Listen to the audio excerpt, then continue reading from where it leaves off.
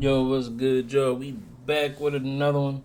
Gonna take a look at it. This rapper that was finna get killed while in FBI custody. Let's go ahead and get into it. Glock 9 of going out bad and allegedly snitching. Just like a little recap of like September 19th, 2023. Atlanta rapper Ola Runt would take to Twitter with a surprising accusation saying, "Damn Glock 9, you went out bad," followed by 2 rat emojis. This was enough for the fans and bystanders on the internet to take off with rumors and speculation as Orlando rapper Glock 9 was now accused of snitching. This was the same rapper who's been hit with a Florida RICO, tied to a gang war within Orlando, and allegedly shot up his own cousin's house for being in an opposite gang. But the craziest aspect of this new allegation isn't the actual allegation. It's the fact that Ola Runt is calling him out while both rappers are currently in the same federal prison. Ola Runt was arrested back in 2020 within Operation Phoenix, an FBI takedown of 12. Hold on. Y'all see Woody? An FBI takedown of 12 of Atlanta's most violent offenders. He'd be indicted by the feds after being found in possession of an FN-57 pistol loaded with 21 rounds. And after a guilty plea, he'd be sentenced to 57 months in federal prison. So with that right there, right? Ola Runt was caught with a 5.7 as a felon, and he'd end up getting 57 months inside of prison. So let's add that. Find out what that is. That's just under 5 years in federal prison. But I got some new paperwork that apparently nobody's seen or posted on the internet. I don't know how the fuck I'm the only one that was able to get this, but you always got somebody paperwork. Ola Runt escaped his halfway house and was sentenced to even more time in prison for doing so. But he literally had a legitimate reason. They were trying to kill him. Now, Ola Runt's lawyer would write to the... This is my whole thing. How you in federal custody and somebody's trying to kill you and they give you more time? You escape because they're trying to kill you. The judge stating, "I write on behalf of my client, Jaree Jalon Jackson, in advance of his January 27, 2026 sentencing on a single count of escape. According to United States Sentencing Commission, the average sentence imposed for escape in this district is 6 months. During that same period, no defendant received a sentence of more than 2 years. The government asked this court to sentence the 29-year-old Mr. Jackson to 27 to 33 months imprisonment. So they were trying to give him more than 2, less than 3 years. 36 months is a 3-year sentence. That's what I was given. 24 months would be 2 years. They're trying to give him something in the middle of that. Mind you, he was only sentenced to 4 years and almost, 5. That's a crazy sentence. Yeah, fact. Florida, I believe escape is a mandatory minimum 5 years off top just for escaping. It doesn't matter if it's the county jail, it doesn't matter if it's a prison. This was a halfway house, so the situation's a little different, but we'll get into the details. Although his crime was undisputably serious, Mr. Jackson does not deserve an exceptional punishment. A meaningful sentence analysis must balance the gravity of his crime against the unusual adversity he has faced, taking into consideration his impoverished background and struggles with mental illness. It must also account for the very real prospect that, given the opportunity, Mr. Jackson, a sought-after music producer and recording artist, may lift his 2 young children out of the cycle of poverty and criminality into which he was born. On July 31st, 2024, the Bureau of Prisons, BOP, transferred Mr. Jackson from FCI Beckley in West Virginia, this was the prison that him and Glock 9 were at, to Brooklyn House RRC. Now, this is Brooklyn House RRC. It's basically a re-entry home, right? You go in there, you're obviously not locked up in a sense, but you have to ask for permission to leave, timesheet, all that. It's like a step back into getting into society. And it's located right here in the Dumbo neighborhood of Brooklyn, which is a nice neighborhood. I mean, you got the Equinox Gym, which costs like $500 a month. Damn. You got the One Hotel, which is one of my favorite hotels in New York. And literally the Brooklyn Bridge is right here. And then all of a sudden you're in Manhattan. So this is in a very nice neighborhood. Now he'd be transferred there to complete the 57-month custodial sentence that was projected to expire on April 12th, 2025.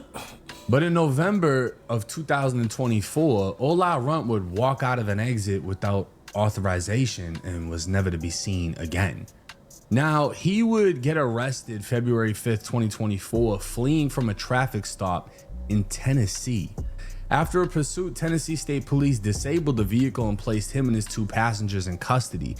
A search of the vehicle revealed 2 ounces of marijuana, digital scales, and handgun ammunition. Tennessee authorities subsequently charged Mr. Jackson with possessing drugs and drug paraphernalia, evading arrest, and reckless endangerment. So he escaped basically a halfway house in Brooklyn and managed to flee all the way to Tennessee while being wanted. He got up out of there. That man got up out of there. To go from Brooklyn to Tennessee, that's a hell of a drive, bucko. That's far. That man got far up out of there. Like he got up out of there. But he got caught. And back by the feds. Dang. Ola Runt remained in Coffee County custody for 4 months before he was finally transferred to federal authorities on June 4th, 2025. He was housed at MDC, which is in New York, serving the remainder of his sentence. That sentence, which was extended to reflect the loss of good time credit, was set to expire January 31st of this year. Now, the government, in its January 12th submission to the court, incorrectly suggested that Mr. Jackson, aka Ola Runt, left Brooklyn to avoid remand on the basis of a failed drug test. So the government was trying to say he failed a piss test. That's why he ran away. It would also state that Ola Runt did not know of the BOP's decision to remand him at the time of his departure. He only knew that he was placed on restrictions and not permitted to leave. He was, however, increasingly concerned for his safety following an incident that occurred outside the facility several weeks earlier. During his time at Brooklyn RRC, Mr. Jackson was employed as a music producer at Brooklyn-based recording label Good Talk. Every morning during the work week, a driver met him outside Brooklyn RRC to transport him to the music studio. When you go to a halfway house, one of the things that they do is they make sure you're employed. You start working. He, being a rapper, gets a job at a recording studio in Brooklyn. So every day he signs his sheet, he leaves, he gets picked up, goes to the studio, works as a producer, working on beats, comes back, logs in, goes to sleep, right? Until this happened.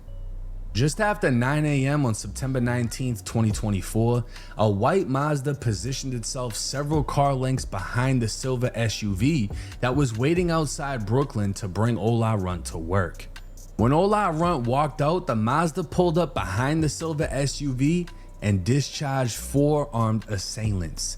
The assailants proceeded to fire several rounds at Ola Runt and his associates as he fled on foot down the street through a housing development.